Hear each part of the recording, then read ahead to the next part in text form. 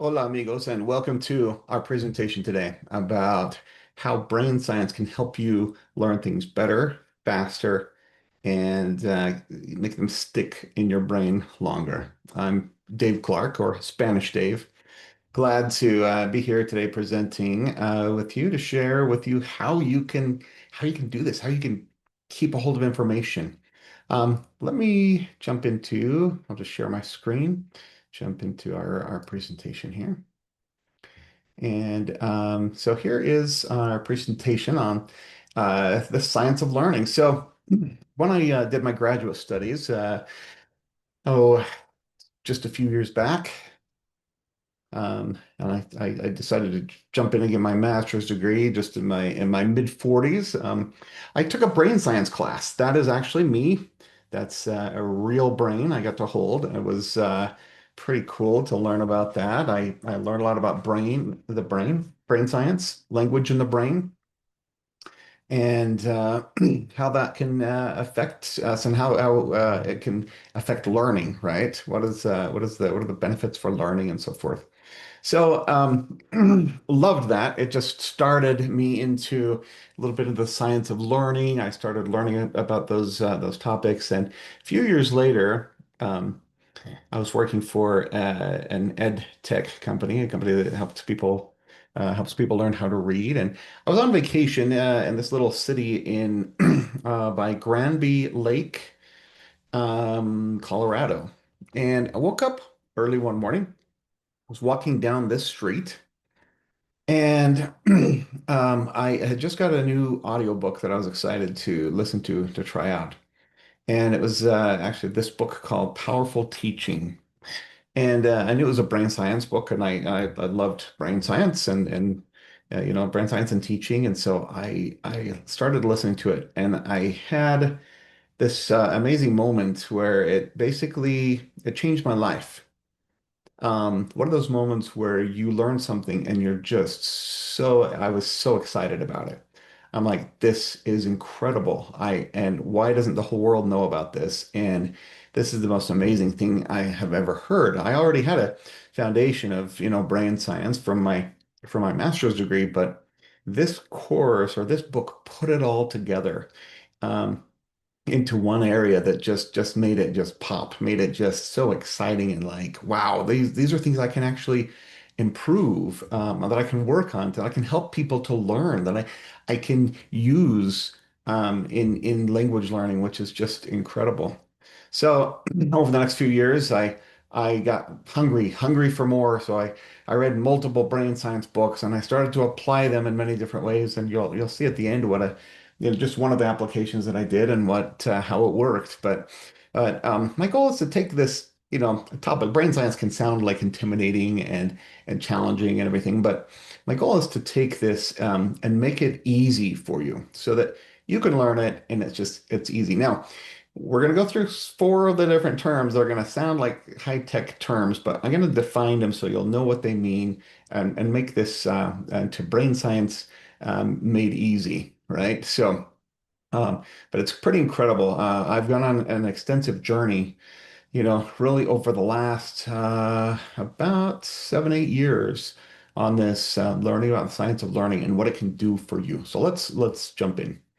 So, do you ever wish you could remember something that you learned before? Right? Like maybe you learned it in a class or on a podcast. You're like, oh, what was that? I'm trying to remember and I just isn't coming. I can't quite remember it. What is that? It was from my bachelor's degree or from high school or from a class I took, or I did this went to a conference and you just couldn't quite remember it, right? And you're like, oh man, gosh, I just wish I could remember that. Anyway, there are four power tools we're going to learn about, and a bonus power tool. And these power tools are amazing. They can help students get change their grades from C's to A's, like on the report card, from a C to an A. And they help you remember things from years to come. This is a great. I use this a lot at like family get-togethers, friend get-togethers. It's kind of almost a party, topic or a group conversation starter. And I talk to people about learning, and Said, yeah, I just learned about four tools that help people go from C's to A's and remember things for years to come. And then I just kind of stopped talking and talk about something else. And they're like, wait, what was that? What are those four things? Uh, how do they work? People always jump in and want to know what these are. You could actually use them at conversations also, parties and so forth. Um, as we go through this presentation, we're actually going to use these tools as we go through it. So take the time as you go through it, and you're actually going to pause your audio and actually go through this with me and actually do this. Ready? So here we go. Now, I don't want you to take notes. This is really important.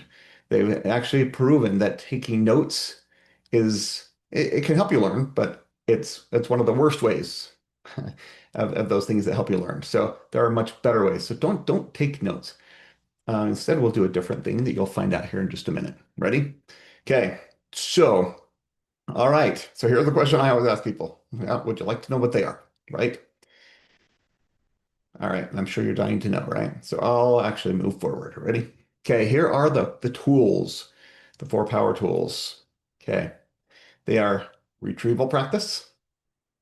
Now, again, these are kind of technical terms, so don't worry. I'll define those here in just a minute so you know exactly what this is, right? I'm just going to give you a brief intro so you have an idea about this, and then I'll explain each one at a very easy level so you get it, right? So, spaced practice, interleaving. I don't know why they didn't call it interweaving, but it's interleaving. And the last one's metacognition. Again, they sound technical. Don't worry, we're gonna define those here in a minute. But before we define them, let me just show you. Here's a picture. You can start kind of figuring out what this might mean. So, retrieval practice. According to the research, a bunch of research has been done, and people learned and retained things 13 to 18% better. This is actual like academic research, right? That people actually remember things 13 to 18% better and longer, and so forth. The next one is spaced practice. Here's a little icon for that also, right? The spaced practice. The research shows around a 17% improvement in learning for spaced practice. The next one is called interleaving. There, according to the research, 16 to 32% improvement. And here you've got here's kind of a little icon of what interleaving is, what it means. Okay. And now number four is metacognition. Again, this is the most technical one, so don't worry, we're going to define it here in a minute. Metacognition, there was a 7% improvement. And then according to Tad Polk in the great courses, you can get them on Audible, he says that quizzes actually can beat all of them. Quizzing. Now, you have to quiz in the right way, and it has to be, yeah, there have to be things involved with there, but quizzing can actually make them all can be better for all of them. Quizzing. All right. Actually, I've got a little fan going in the background. I'm just going to turn that off for one sec. Hold on. Okay. Should be off in a sec. So we're going to go on each one. First is retrieval practice. Okay. Retrieval practice, there is the 13 to 18% improvement. Here's what it is. Ready? Retrieval practice. Activities help every student deliberately recall what was taught using up to six major strategies. Now, recall, so basically with learning, you go into a classroom, there's a lecture, you hear the lecture, and you think you're learning, right? But when information goes into our brains, you're not actually learning. It goes in there, you become familiar with it, but with retrieval practice is where you retrieve it, you pull it out. So the information goes in your brain, but it's not until that information goes back out of your brain that actually the learning happens. Okay? When it goes in, it's just there and you're familiar, but it's not till it goes out. It's retrieved or it goes out, then is where the learning happens. So um, let's look at three specific examples of this. If you want more examples, feel free to read the book Powerful Teaching. It's amazing. Any of those books are amazing. But first one is two things. Basically, what happens for two things, a teacher might be teaching for 15 minutes and they stop. And then they say, okay, I want you to write down two things that you learned. right? They're not taking notes. Remember, they're not taking notes as they go, but they they teach for 15 minutes. The teacher teaches 15 minutes and then says, okay, now I want you to write down two things. Okay, so that's one. The next one is called a brain dump. Um, so a teacher, let's say they teach a class, a 50-minute class. If a teacher teaches for 45 minutes, then they would stop and say, okay, I want you to do a brain dump. I want you to take 5 minutes, write down everything, everything that you learned, right? Everything that you can remember. Now, with each of these, like the two things or the brain dump, after they write down the things, the teacher can say, okay, all right, okay, share what you learned. Now, if I was a teacher and I just taught for 15 minutes and I said, okay, everybody, mention a few things you learned, and one student did, and the next student did, and the next student did, and say maybe three students out of 20 did it, well, then those three students would actually get the retrieval. But then the other 17 wouldn't. That's why everybody needs to write it down, right? So the retrieval, or for the two things and the brain dump. The next strategy is online quizzes. And this is according to Tad Polk, The Great Courses, taught this as a class. Pretty a fascinating book if you're ever really interested in going deep on this topic. But he says online quizzes, well, any kind of quizzes, but especially like online quizzes where they have certain characteristics, they help you learn even better than those things. So. Here are some of the characteristics that you need for the retrieval practice to work. The first one is it needs to be low stakes. And so with low stakes, that mean what does low stakes mean, right? It means there's no score. I'm not getting anxiety because I'm being scored on this that people are going to see. And I get points just for doing it, right? It's like students, hey, you get points for just doing this, so it's low stakes. I'm not worried. I'm not worried this is going on my permanent transcript for the rest of my life. I'm not worried this is going to affect my grade in the class. It's low stakes. Because that anxiety can actually, if students get anxiety, performance goes out the window, right? Performance goes down. So there is a variation to no score. This is where students can repeat an activity or a quiz. They can repeat it indefinitely or continuously until they get the score they want, right? So they do get a score, but they know that if they do it again and if they get a better score and a better score and a better score, the teacher's going to only see the best score. So it just decreases the anxiety. So learning can still happen, right? Okay. So the next one is immediate error feedback. So as they're doing the activity, the student, if they do something and they get it wrong, they get that immediate feedback. So and then also they have a feedback summary at the end of the activity. Okay, so have you ever done, do you remember being in high school or college and you were learning and you did a quiz and you turned it in, but you didn't find out for maybe a week or even two, or with some teachers, maybe a month. You didn't find out how you did.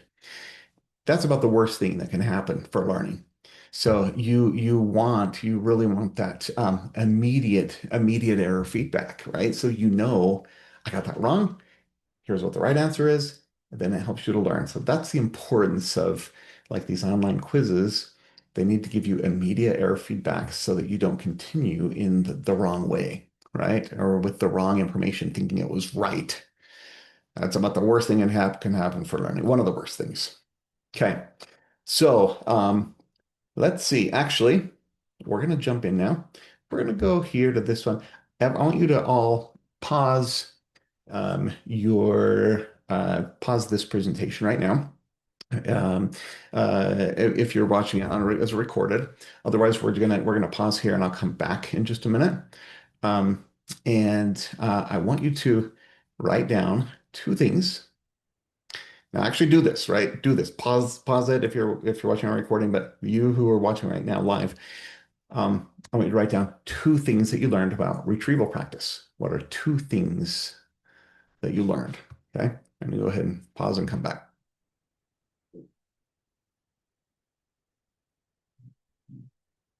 Okay, so all right. What are some of the things that you learned, right? So go ahead and put them in the chat. Okay, somebody said low stress, right? All right, somebody said the two things um, with brain dump, right? Uh, two things, right? Those are good things, right? So make sure they're low stress. Okay, so that is it. Now let's go to the next power tool. The next one is called spaced practice. All right. Are you ready for this? Here we go. Space practice. Remember, the research showed there was a 17% improvement on final exam with space practice. One of the many research things that they did. So, with what exactly is space practice? So it's reviewing the same concepts over a specific periods of time, so they stick in the brain long term. They stick in your long term memory. So, have you ever been in a class where, you're in history, maybe American history, and you learn about World War One, yeah, and then once World War One is done, you go to the next section, and it's on the Depression, and then after that's done, you go into World War Two, right? You go into these different components, but yet you never review the other ones, and by the time you get to the end, you've completely forgotten the what happened like 3 months ago. And if you have a comprehensive exam at the end, you don't remember what happened at the first, so you have to like go study everything all over again, right? But with spaced practice, it's done in a strategic way. So honestly, with spaced practice, some forgetting should happen. But if you forget everything and it's gone, that it doesn't work, right? It's the spaced practice is not valid. It doesn't work. So you need a little bit of forgetting to happen, but not too much. And then it makes this spaced practice work so that you remember things long term. Now, how does this work? They are low stakes repetitions and maybe some high stakes that maybe could even affect grades, right? But you're reviewing it over specific periods of time. Remember, low stakes are there's low stress. It's like it doesn't matter. You're just doing it to do it. Doesn't affect your full grade, but sometimes they could affect your grade. So concepts are strategically repeated throughout the learning process here with the spaced practice. So to get long-term retention, to remember things long-term, right, over months and years. My favorite uh, method of spaced practice is what's called the doubling method. It was by a man named Paul Nation who did a lot of research.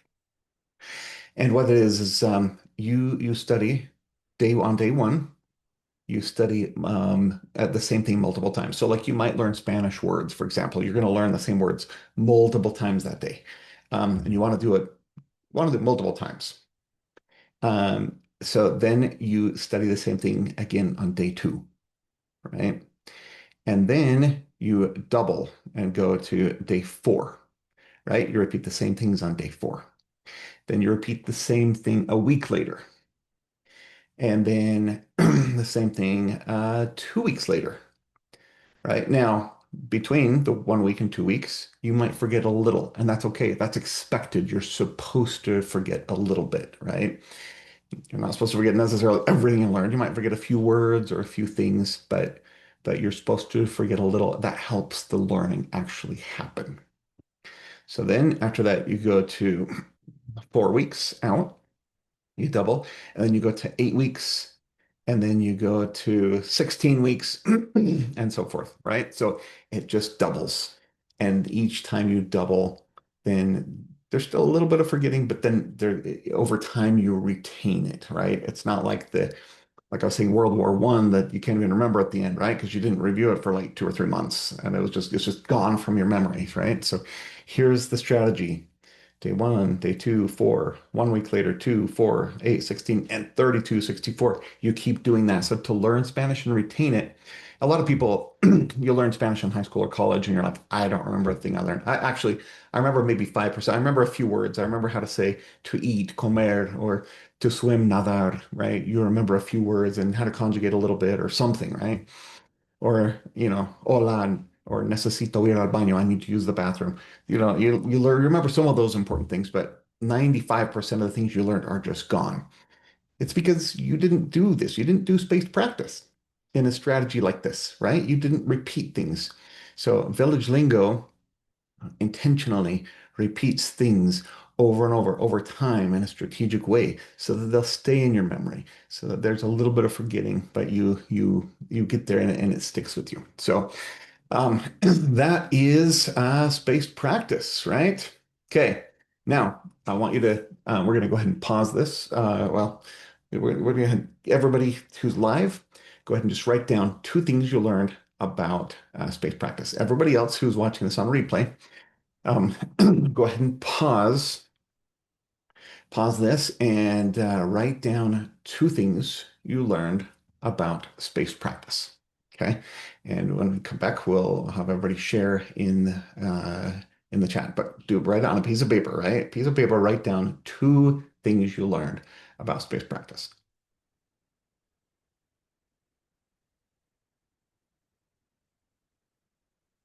Okay, great. Now we are back. So let's go back and just see what you learned, right? Go ahead and just put in the chat now some of the things that you had, right? Actually, I'm not going to put them in there. Space practice. Okay, what are some things? Okay, yep, doubling, the doubling method. Good. Low stakes, yeah. And remember, it can be low stakes or a little bit of high stakes here and there.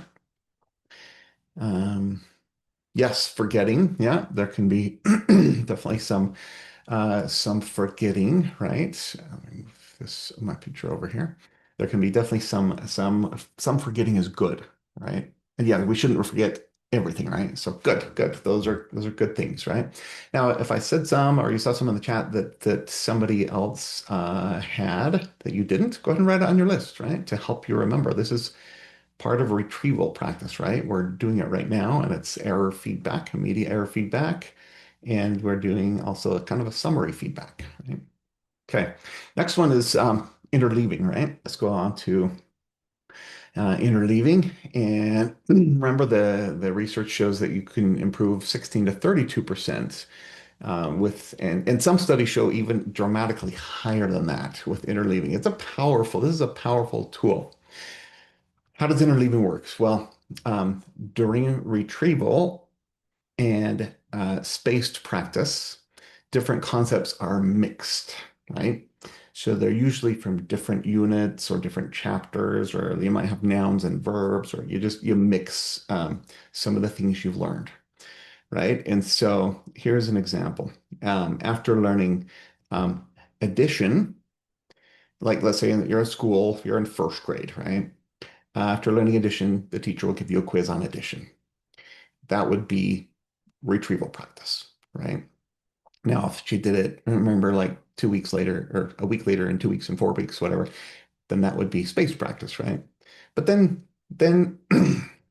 after the student learns subtraction, then you have a quiz on addition and subtraction in the same quiz, and they're mixed up, right? Teachers don't do this. At least when I was a kid, they didn't do that. It was just here's your practice on addition. And then you learn subtraction. Here's a whole practice quiz or your homework on subtraction. They didn't mix them up. And so you mix up the concepts. And we'll learn just in just a minute why this is so powerful and why it works. Now, the thing you need to know is when you're mixing up these concepts, when you do it, this is super important. When you do it, you're going to feel like that it's harder. Like, I'm not remembering this. Well, this is super hard. I'm trying to remember this plus that, and it's all mixed up, and it's a lot harder. It's a lot more challenging. It feels that way. You're going to feel that way with an interleaved quiz or activity, but you'll find that once the you get the information back, or it actually you retain it. Like within weeks to come, it sticks better. They've done so much research on this. It's amazing that it sticks long term, even though you feel right then like, just not getting it. I'm not learning. It's not working. So let's go on a little bit more with the interleaving. So here's some key things. Now, remember, don't take notes here, but just remember some of these things, and we'll do the two things retrieval in just a minute. So retrieval or interleaving, it has to be different but related. Okay, they have to be different concepts but related. For example, addition and subtraction are different, but they're related. They're both math, right? But could you do retrieve or interleaving, like an interleaving activity or quiz with history and chemistry? No, they're too far related, right? They're too different. Um, you wouldn't do music and biochemistry either, right? Just too different, right? Too different. Okay, so here is another example. Of not interleaving, right? This is called chunking. So you're practicing.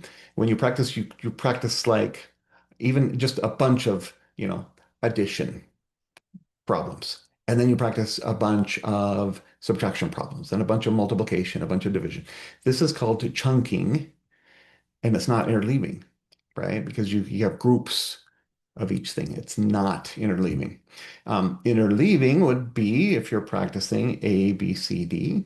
So maybe an addition, subtraction, multiplication, division. Then you mix it up. DCAB, BACD, DCAB. You mix them up each time. That is an example of interleaving. Now, let me show you another example here. On the left here is not interleaving. For example, you have, like we talked about it a little bit before, there's an addition worksheet, subtraction worksheet, multiplication worksheet, and division. These are great. These can be great retrieval practice or even great spaced practice. But these are not interleaving, right? Interleaving is where you have a math worksheet and it has addition, multiplication, division, and subtraction all within the same worksheet and they're the different order, right? And then over these also these would be like, multiplication, addition, subtraction, division. So different order, just a whole different order. So the thing is your brain has to think about, okay, what is the formula or what is the thing I have to do for this one? What is the thing I have to do for this one? For example, in Spanish, you might learn verbs. For verbs, you have to conjugate the verbs a certain way. Um, but if you do adjectives, adjectives have different endings that match the noun. So there's different kinds of formulas, so to speak, that you need to do. And if you do different ones, your brain has to go back and forth almost like practice for real life, like you're speaking, right? So at first it's a little bit hard, but the more you do it, your brain gets used to switching back and forth, and then over time it becomes more and more natural. And then over time also it becomes more and more automatic. So you don't have to think about it, right? They call that, there's a technical word, automaticity, right? It means it becomes automatic. But at first you have to do it and it's hard and challenging and you can feel how hard it is, right? So that is interleaving. Okay. Now, okay, I want everybody to write down two things now um, that you learned from interleaving. And I'm going to pause, and actually, I want you to pause at home and write down two things you learned about interleaving. All right, go ahead and actually pause this right now. Pause your video if you're watching the recording of this. Pause the video, write down two things on a piece of paper, and when we come back, you can share what those are. Ready?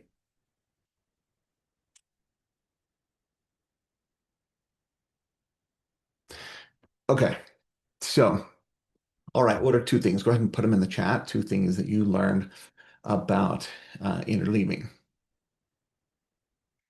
Okay, yep, they can't be too related, or they can't be, sorry, they can't be, yeah, you said, well, too related, yeah, it's not just the same word, so they have to, you're right, it has to be kind of unrelated, but they can't be, okay, good, somebody else said it, can't be too unrelated, right? It can't be too unrelated.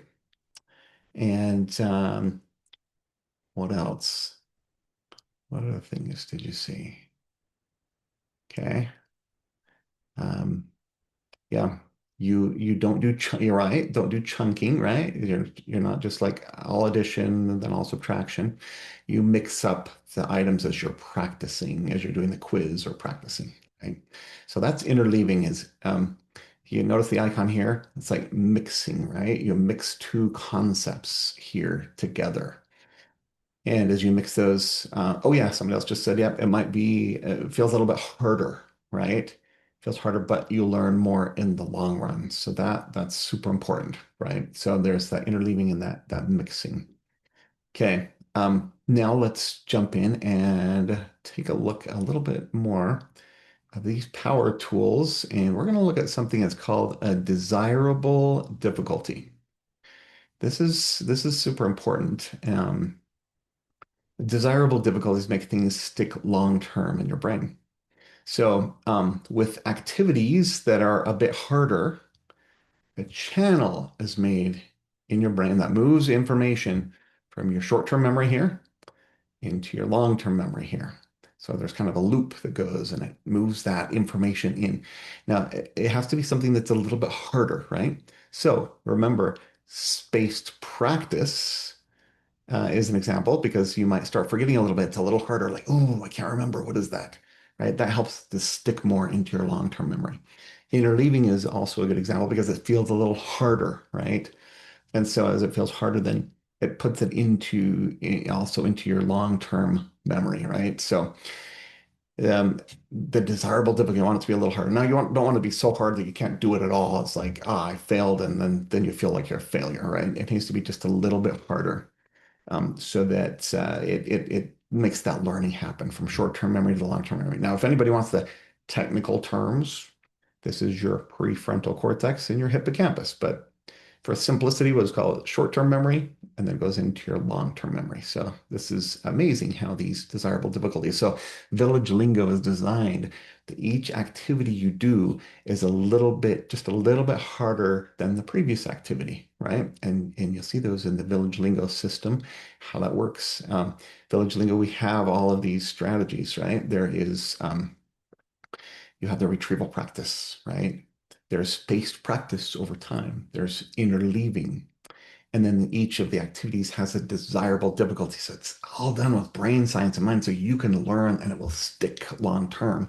You can remember, you can learn faster. It will stick with you over time, unlike other Spanish courses that you took in maybe in high school or college, or maybe you haven't taken any, but if you did take some that you're like, I don't remember anything. I remember like a few words and that's it, right? Or you remember like the song that you learned, right?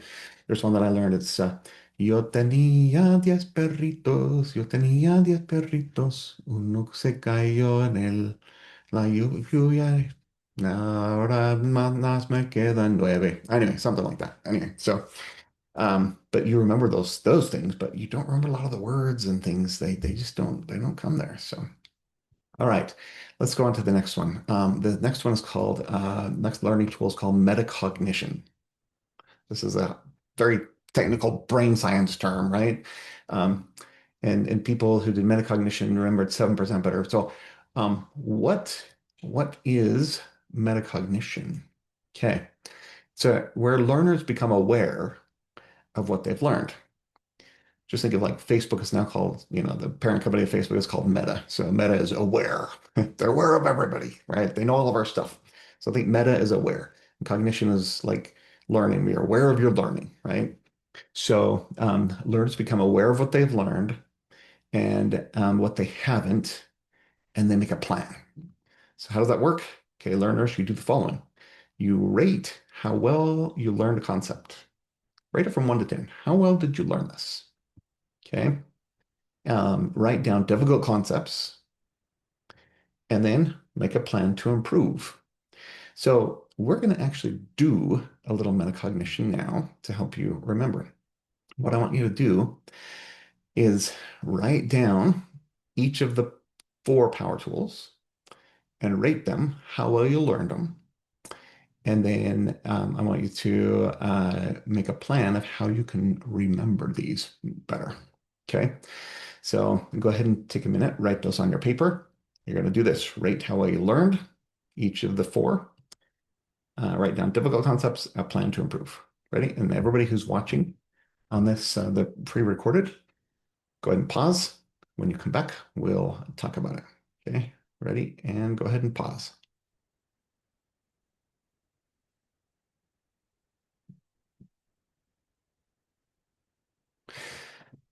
Okay. All right. Rudy back now. All right.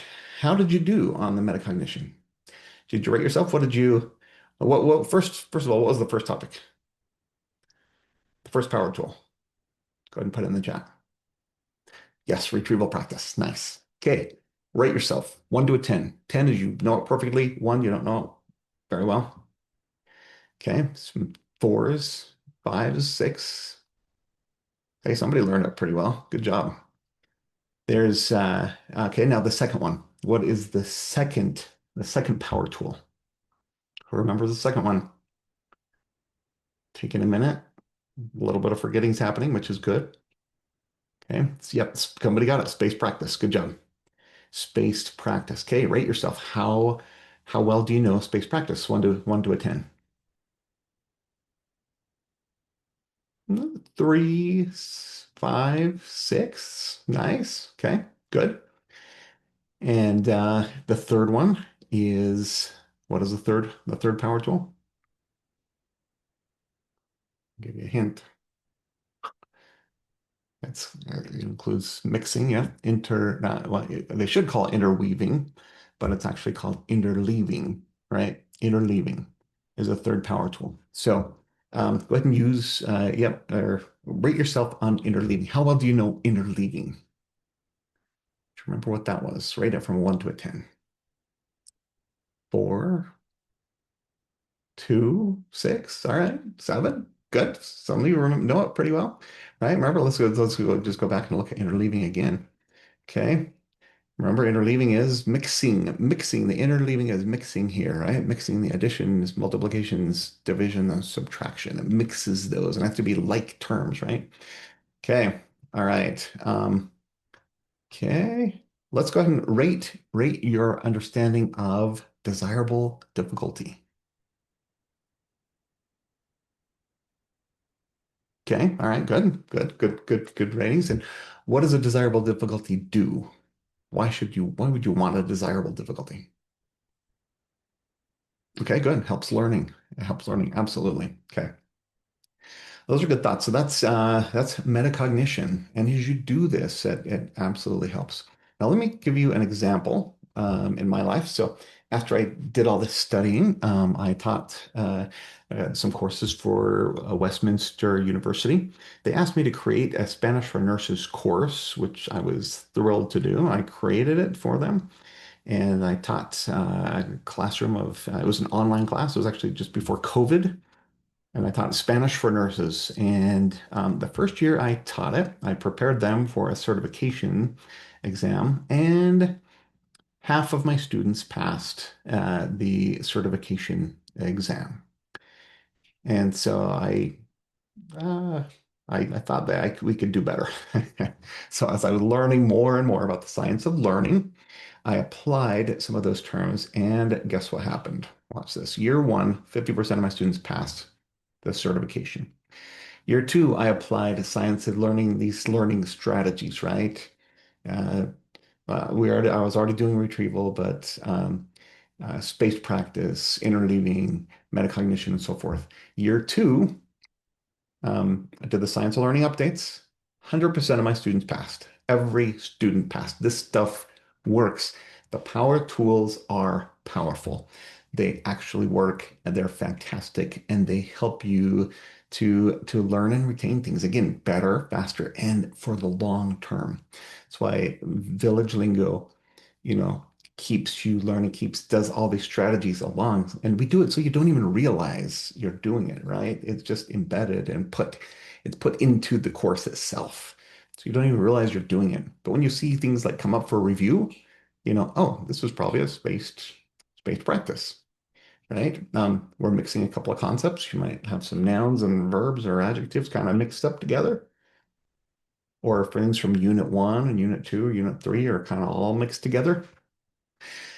That's for that desirable difficulty. And just remember, if you think, oh, this is a little harder, lean into it. Like dig in, just go in and just think, gosh, this is good. It's helping me learn. And it's feeling more difficult, but it's actually good helping me learn. So Keep these power tools in mind.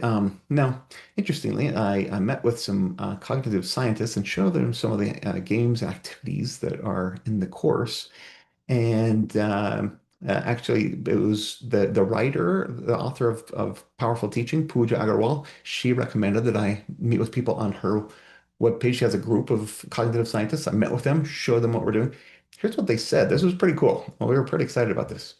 Said, I'm truly happy to see someone implementing evidence-based strategies into games that are easy and fun for students. Your use of interleaving and retrieval seems spot on.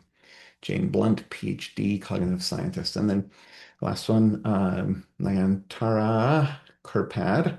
It's exciting to see that you're using cognitive science in game developments, right? So these activities and games you're doing use these strategies. So um, thanks for joining me. I hope you've learned something, and this is powerful for you as powerful for you as it was for me to learn about science and learning, and I hope it helps you. And that is it. Thanks so much for joining me, and have a great day, a great learning session, great time for learning. Join us at Village Lingo, and you can learn Spanish and have it stick and feel comfortable speaking with others as you have that practice, as you're doing these strategies. It helps you learn. So that's it. Awesome. Thanks so much for joining me.